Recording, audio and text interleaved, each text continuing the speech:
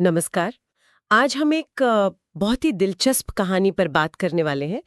इसका नाम है माँ का बलिदान, बेटी के लिए एक योजना। जी। और ये कहानी वाकई एक माँ के प्यार की गहराइयों को दिखाती है और उन हदों को भी जहां तक वो अपने बच्ची को बचाने के लिए जा सकती है। बिल्कुल, खासकर तब जब बच्चा खुद ही गलत रास्ते पर हो। हाँ।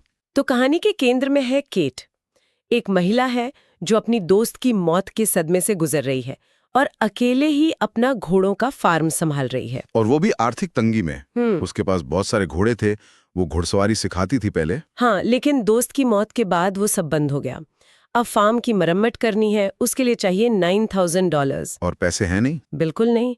तो वो मदद के लिए जाती है अपने एक्स हस्बैंड के पास। जो पैसे तो दे देता है $9,000, लेकिन साथ में एक चिंता भी जताता है। हाँ, उनकी बेटी क्लेयर के बारे में। जी, कि उसकी संगत ठीक नहीं है, वो बिगड़ रही है। और जैसे ही ये बात होती है, पता चलता है क्लेयर अचानक अपनी माँ केट के पास रहने आ गई है। हाँ, और यहीं से कहानी थोड़ी जटिल होनी शुरू होती है। कैसे?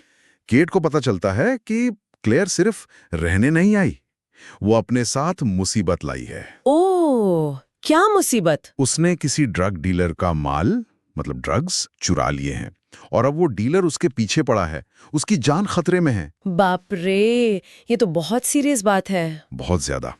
एक माँ के लिए ये सुनना ही कितना भयानक है। भयानक से भी बढ़कर है शायद, क्योंकि बात यहीं खत्म नहीं होती ना। नहीं, बिल्कुल नहीं। एक रात को क्लेयर घर आती है, वो भी खून से लथपथ। हाँ, और दावा करती है कि उसने झगड़े में अपने दोस्त को पत्थर मारकर जान से मार डाला है। क्या? मार डाला? जरा सोचिए केट पर क्या बीती होगी। बेटी की जान पहले ही खतरे में और अब ये हत्या का इल्जाम। यही वो पॉइंट है जहां शायद एक माँ का प्यार, उसकी ममता, तर्क और कानून सबसे ऊपर हो जाती है। हाँ, वो पूरी तरह से अपनी बेटी को बचाने में लग जाती है। बिल्कुल। वो अपनी बेटी को बचाने के लिए कुछ ऐसा करती है जो सोचा भी नहीं जा सकता। वो सबूत मिटाने का फैसला करती है। सबूत मिटाना? कैसे? वो उस तथाकथित लाश को, जो क्लेयर ने कहा कि दोस्त की लाश है, उसे पत्थरों से बांधकर पास की झील में डुबो देती है। ओह! और वो ड्रग डीलर? उसे चुप कराने के लिए वो $9,000 भी दे देती है, वही पैसे जो फार्म की मरम्मत के लिए रखे थे। सब कुछ लगा दिया उसने दांव पर। बिल्कुल। अपनी बेटी के लिए सब कुछ।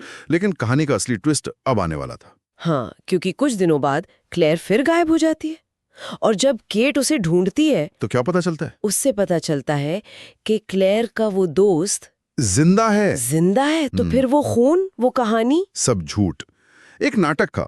क्लेयर और उसके दोस्त ने मिलकर ये पूरी साजिश रची थी। लेकिन क्यों? सिर्फ पैसों के लिए? पैसे तो थे ही, $9,000 ऐंठ लिए, लेकिन मकसद इससे भी बड़ा था। वो चाहते थे कि केट एक असली लाश को ठिकाने लगा दे। असली लाश? किसकी? एक ड्रग एडिक्ट की लाश, जिसकी मौत ड्रग्स के ओवरडोज से हुई थी। क्लेयर ने उसे नहीं मारा था, वो तो बस लाश को ठिकाने लगवाना चाहते थे अपनी माँ से। ये तो बहुत ही ज्यादा भयानक है, अपनी ही माँ को इतना बड़ा धोखा देना। अविश्वसनीय रूप से क्रूर।